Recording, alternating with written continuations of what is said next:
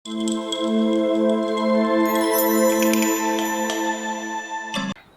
everyone, myself Dr. Monica Agrawal, Director Lab Medicine Microbiology and Autoimmunity at Dr. B Lal Clinical Laboratories. आज हम again dock session में आपका स्वागत करते हैं। जो हमारा मेन पर्पस है आप लोगों के साथ में डॉक सेशन करने का, ताकि हम आपको नई नई बीमारियों के बारे में जानकारी दे सकें, आपको उनके मैनेजमेंट के बारे में समझा सकें, ताकि आप टाइमली अपनी बीमारियों को पकड़ सकें, उनके हिसाब से अपना लाइफस्टाइल मैनेजमेंट कर सकें। इन सब चीजों को करने के लिए आज और नई डॉक्सॉक सेशन के बारे में जो आज हम टॉपिक डिस्कस करने जा रहे हैं, उसके लिए आज हमारे साथ में उपस्थित हैं बहुत ही प्रसिद्ध clinical immunologist and rheumatologist from Manipal hospital, जिनका 13 साल से भी अधिक इयर्स का एक्सपीरियंस है, doctor Akhil Goyal. Welcome doctor Akhil Goyal. So doctor Akhil, we just dive down in our topic. आज हम जिस चीज के बारे में आपसे बात करना चाहेंगे और जिस चीज के बारे में आपसे समझना चाहेंगे वो है बेसिकली ऑटोइम्यून डिसऑर्डर, क्योंकि मुझे लगता है कि अभी भी लोग इन चीजों के, इस पर्टिकुलर डिजीजेस के बारे में इतने ज्यादा अवेयर नहीं हैं, और आने वाले समय के साथ में उनको समझ में नहीं आता है कि वो इस डिसऑर्डर के शिकार हो चुके हैं और उसके किस तरीके से उनको अपना ट्रीटमेंट कराना है और किस तरह से मैनेजमेंट करना है। तो आप एक जनरल पब्लिक के हिसाब से बता सकेंगे कि ऑटोइम्यूनिटी होती क्या है या ऑटोइम्यून डिसऑर्डर्स होते क्या हैं? जी, जैसे अगर मैं सिंपल वर्ड्स में बोलूं कि ऑटो इम्यून मतलब क्या, तो अगर हम इन दो वर्ड्स को ब्रेक करें, ऑटो इम्यून मतलब हमारा जो इम्यून सिस्टम है जो आमतौर पे हमें भारी इन्फेक्शन से बचाता है, पर कुछ कारणवश ये इम्यून सिस्टम अपने आप ही हमारे शरीर के प्रति अति सक्रिय होकर उसे हानि पहुंचाता है, और वो हानि पहुंचाता है वो एंटीबॉडीज के माध्यम से, जिससे वो शरीर के जो विभिन्न भाग हैं, चाहे वो जोड़ हो, गुर्दे हो, लंग्स या बॉडी के वेरियस पार्ट्स, उसको वो हानि पहुंचाता है। तो जब ये हानि पहुंचती है, तो जब ऑर्गन डैमेज होती है, तो वो ऑटो इम्यून डिजीज उसको कहते हैं।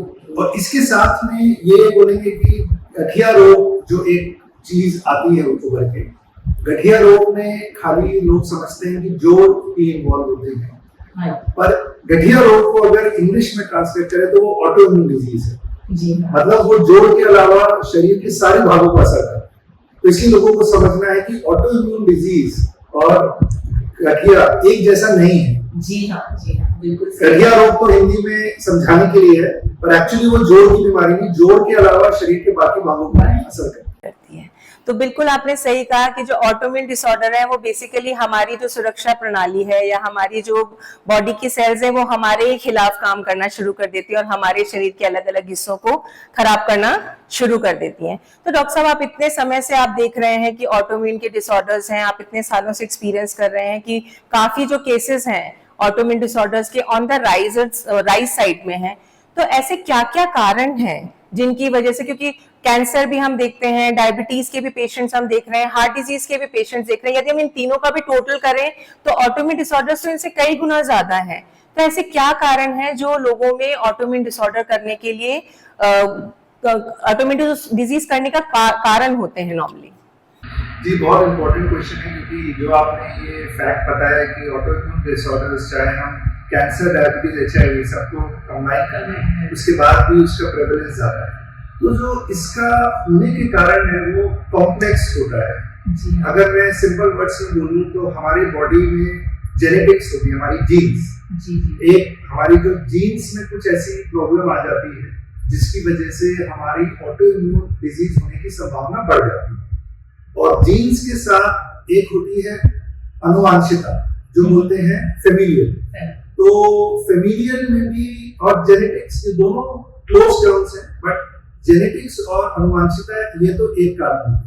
फिर दूसरा होता है एनवायरमेंटल फैक्टर्स, वातावरण। उसमें आता है आपका एयर पोल्यूशन। लोग खाली एयर पोल्यूशन ही, इसके साथ में डायबिटीज, हाइपरटेंशन, स्मोकिंग, अल्कोहल, जो हमारी बैड हैबिट्स होती हैं, lack of activity, lack of exercise.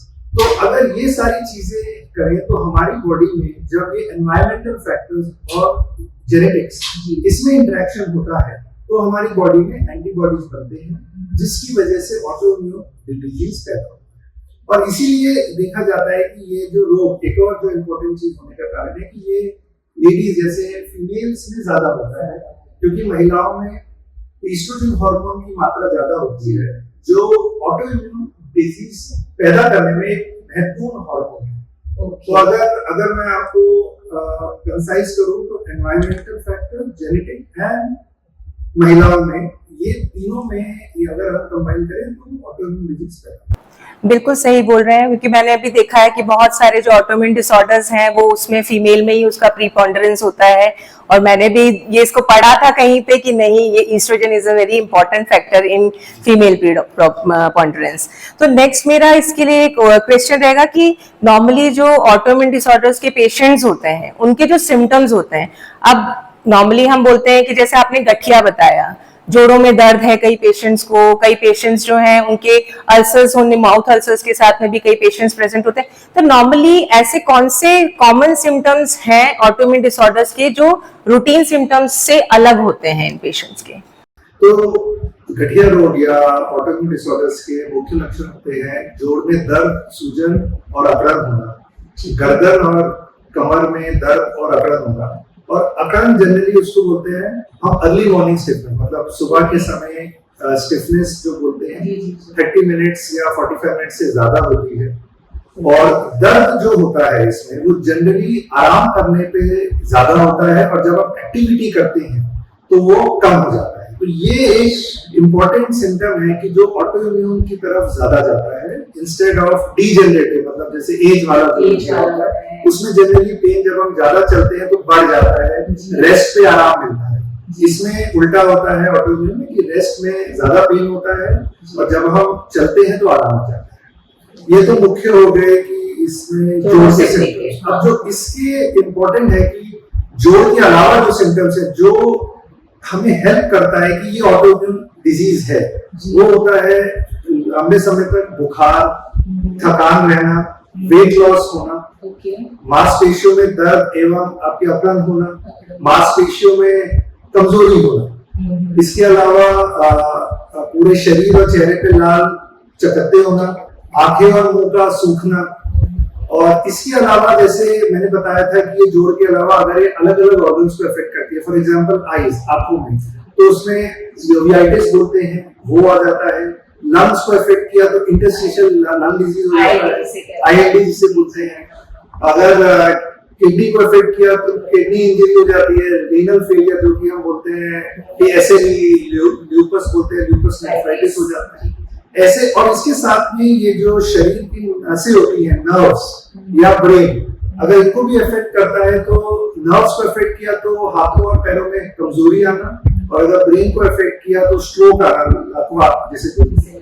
तो अगर मैं आपको ये बोलूं कि ये मुख्य लक्षण है जो मैंने आपको बताया, मेन सिम्टम्स, तो हमें अवेयर होना चाहिए कि जोड़ों के अलावा भी ये जो बाकी सिम्टम्स हैं अगर ये पेशेंट में है तो हमें ऑटोइम्यून डिजीज का डायग्नोसिस बनता है। डॉक्टर कलील, आपने बहुत अच्छी जानकारी दी, खासकर जोड़ों के दर्द के लिए, कि यदि आपको आराम करते समय जोड़ों में दर्द हो रहा है तो आप एक तरफ से ये इशारा कर रहा है कि हो सकता है कि आपको किसी भी तरह का ऑटोइम्यून डिसऑर्डर, और साथ में यदि जोड़ों में जकड़न भी हो रही है जिसे हम स्टिफनेस कहते हैं, यदि पेशेंट इसके साथ प्रेजेंट है तो वो ये ना सोचे कि ये तो बुढ़ापे का दर्द है या मेरे को आगे एजिंग हो रही है इस वजह से दर्द हो रहा है। एक बार जाके आप जरूर से किसी भी रिमेटोलॉजिस्ट को, अच्छे रिमेटोलॉजिस्ट को जरूर दिखाना चाहिए कि ये परेशानी मुझे किस वजह से हो रही है। डॉक्टर कलील, मैं भी बहुत सालों से जैसे ऑटोइम्यून के केसेस यदि देख रही हूँ तो उसमें मैंने देखा है कि प्री कोविड जो हमारे केसेस थे वो इतना ज्यादा मैंने नहीं देखे अपने डेली, यदि मैं रिपोर्ट्स में भी देखूं, कोविड के बाद sudden rise of autoimmune disorders मेरे को देखने में आ रहा है। तो एज अ रिमेटोलॉजिस्ट आपका क्या व्यू है इसके अंदर?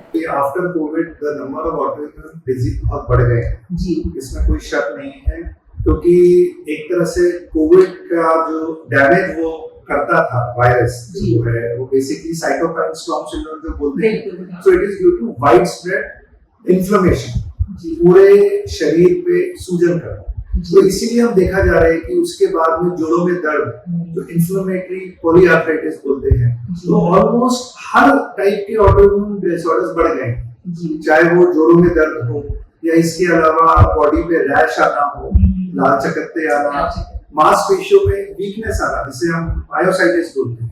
वो भी बढ़ गया है, प्लस लंग प्रॉब्लम ILD वगैरह। तो जैसे हम बोलते हैं ना कि कोविड ने शरीर का कोई भाग नहीं छोड़ा, हर को इफेक्ट किया है, तो साथ में भी ऑटोइम्यून डिसऑर्डर्स भी बहुत बढ़ गए हैं। और उसमें बहुत बार क्या होता है कि जांचें नॉर्मल आती हैं, जो नॉर्मल ऑटोइम्यून टेस्ट के जो टेस्ट होते हैं उसमें वो नॉर्मल आता है, लेकिन वो होता ऑटोइम्यून डिजीज ही है।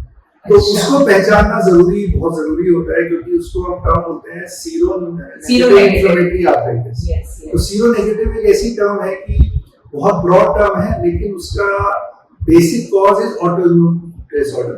तो उसको जल्द से जल्द पहचानना और सही से सही उपचार करना वो एक बहुत जरूरी हो जाता है। तो बेसिकली ये है कि यदि हम माने तो कोविड के बाद से आप भी बिल्कुल मानते हैं कि ऑटोइम्यून डिसीज जो है वो ऑन अ राइज है, और पेशेंट्स क्योंकि वो उसको कोविड से रिलेटेड मानते हैं तो कई बार वो इस चीज को जाने देते हैं कि भैया कोविड हुआ था इस वजह से हमारे को ये प्रॉब्लम्स आ रही हैं, और वो उसको अवॉइड करते रहते हैं। और क्योंकि ऑटोइम्यून को लेके लोगों में शायद इतनी अवेयरनेस नहीं है, लोग बाग इस चीज को लेके इतना ज्यादा पता नहीं करना चाहते हैं, ना समझना चाहते हैं कि उनको किसी भी तरह का ऑटोइम्यून डिसऑर्डर है।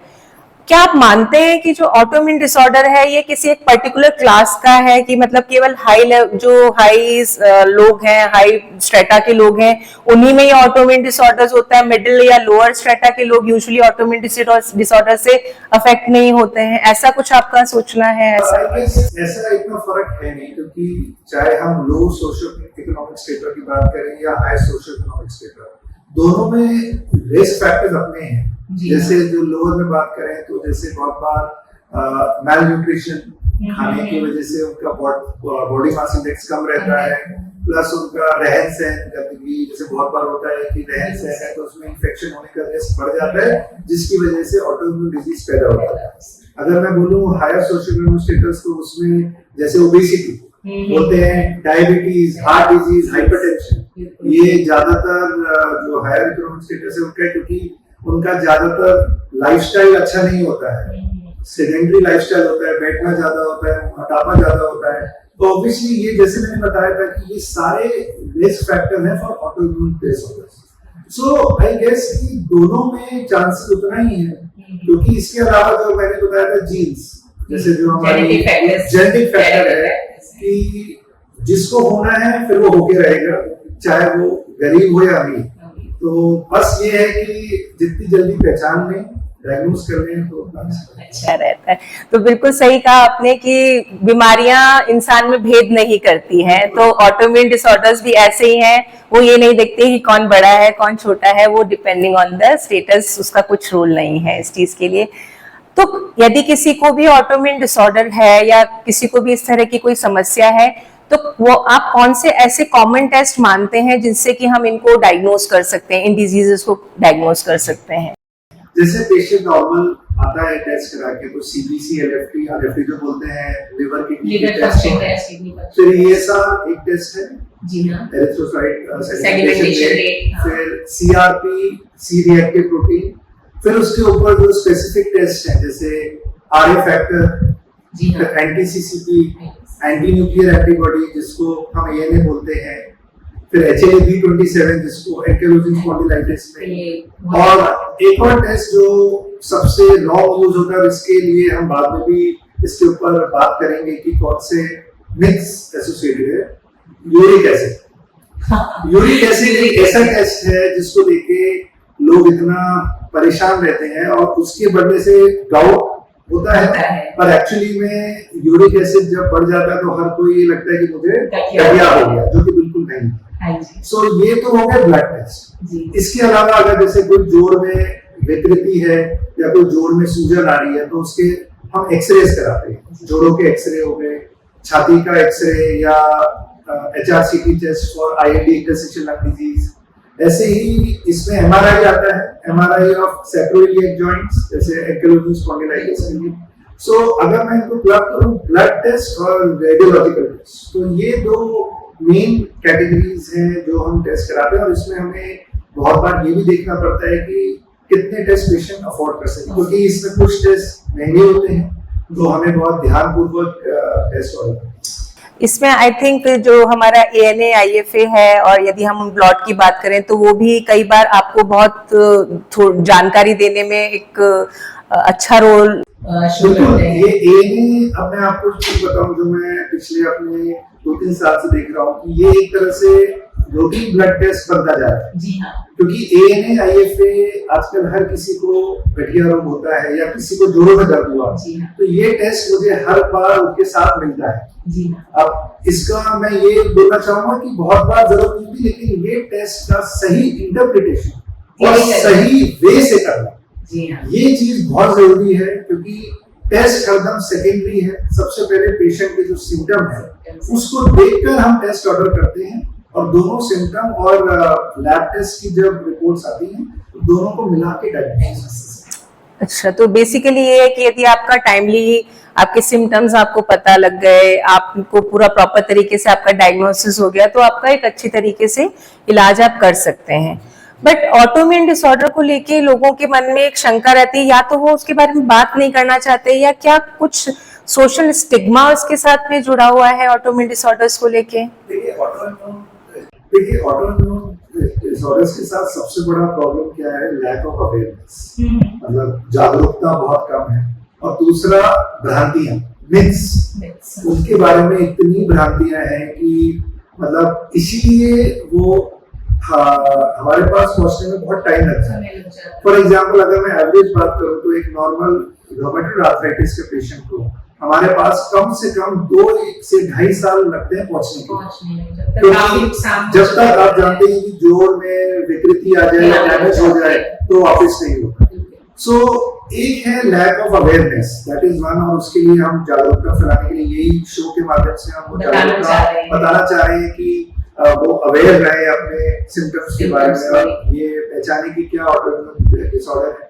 इसके अलावा जो मैंने मिथ्स की बात की, जो भ्रांतियां हैं, तो भ्रांतियां जो मेन भ्रांति अगर मैं हाईलाइट करूं तो सबसे पहले ये लगता है हमें कि ऑटोइम्यून डिजीज का इलाज नहीं है। सो ये लोगों के माइंड में पहले से ये भ्रांतियां हैं कि इसका कोई इलाज ही नहीं है, हमें तो दवाई खानी है। अब मैं सिंपल एग्जांपल देता हूँ, डायबिटीज हाइपरटेंशन का। इसमें भी लोग खाते हैं दवाई लंबे समय, लोग सही रहते हैं, अपनी नॉर्मल जीवन शैली बिताते हैं and they are doing very good. Same with autoimmune disorders.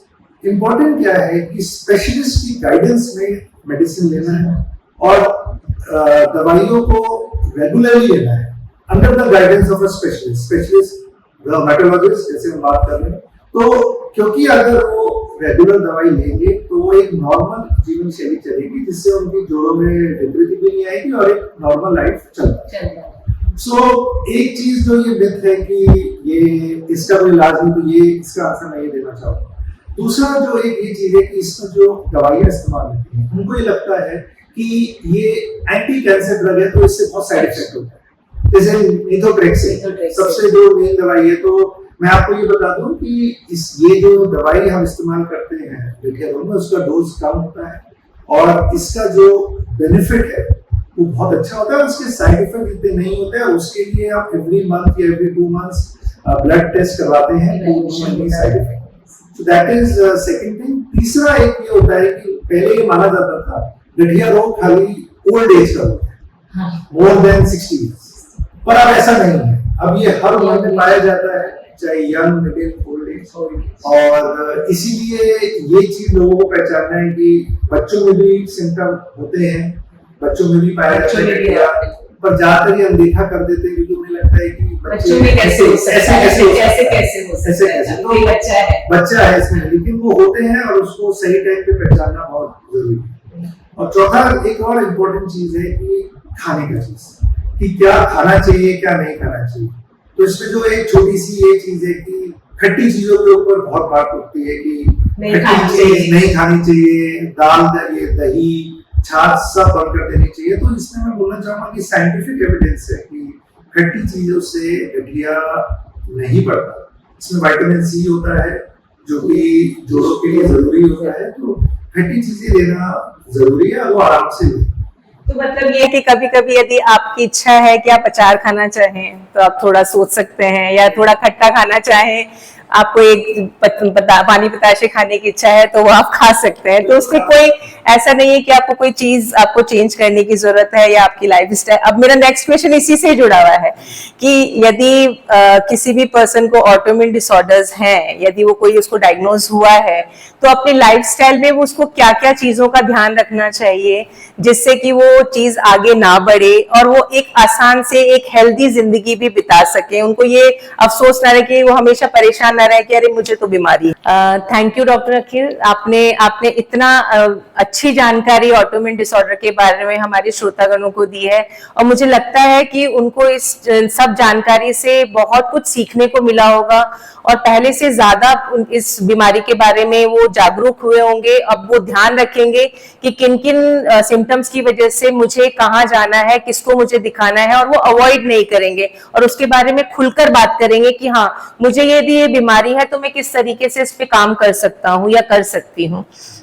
आपका आखिर में मैं आपसे पूछना चाहूंगी कि आपकी क्या 3 टेक अवेज हैं इस पर्टिकुलर ऑटोइम्यून का जो हमारा सेशन है इसको लेकर। फर्स्ट टेक अवे ये है कि हरदम अपने सिम्टम्स को पहचानिए, जो हमने बोला इस शो के माध्यम से, जो भी आपको सिम्टम्स बोला उसको जितनी जल्दी हो उतनी जल्दी फिर एक स्पेशलिस्ट के पास जाइए। सेकेंड, हरदम ब्लड टेस्ट अपने आप मत करिए, ये बहुत इंपॉर्टेंट चीज है। आप ब्लड टेस्ट एक स्पेशलिस्ट जब बोले जब भी कराइए, अपने आप जो uric acid RF factor ANA लेके ना जाए उससे, क्योंकि कुछ पॉजिटिव आ जाता है तो कॉम्प्लिकेशन आप ही को फेस करनी पड़ती है। तीसरा, ये बहुत इंपॉर्टेंट चीज है कि आपको समझना है कि ऑटोइम्यून डिजीज का इलाज है। आप ये ना सोचें कि इसका इलाज नहीं है, पूरा इलाज है। तो अगर आपको सिम्टम्स होते हैं तो आप एक डर्मेटोलॉजिस्ट को जल्द से जल्द दिखाएं ताकि आपका डायग्नोसिस जल्दी हो पाए और आपका इलाज भी जल्द से जल्द शुरू हो पाए। Thank you so much Dr. Akhil for the wonderful session. Thank you everyone for watching this video till end and let us know in the comment section below what you like the most in this session, and we would like to know further what other topics you want us to cover in next Doc Talk show. Please don't forget to share this video with your friends, family and relatives regarding the awareness of autoimmune disorders that we discussed in our Doc Talk show today. And please don't forget to share, like, subscribe and follow our channel. Thank you.